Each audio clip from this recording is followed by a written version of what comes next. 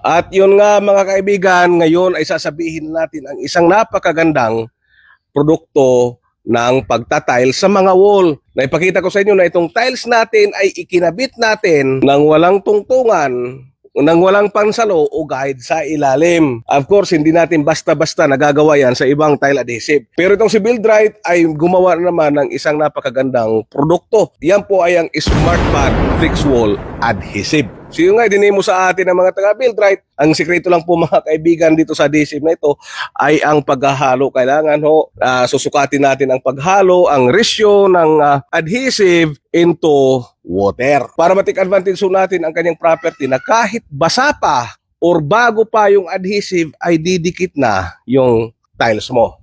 Itong adhesive po mga kaibigan ay specifically dinesign ni Buildrite para talaga sa mga wall tiles. Para maging epektibo ho ang ating pagkakabit ng Flex Wall Tile Adhesive natin, ay kailangan po nating gumamit ng trowel. Unang-una para ma-maintain natin ang ating desired na thickness ng adhesive. Pangalawa ay ma-spread natin maayos ang ating mga adhesive. Pangatlo, baka mahirapan tayo pag walang trowel dahil ang workability nitong Flex Wall Adhesive ay kailangan nating bantayan yung ratio ng water to adhesive. Pag masyado hong madaming tubig, baka mahuhulog na pati yung adhesive natin at saka baka humina ang strength ng ating tile adhesive.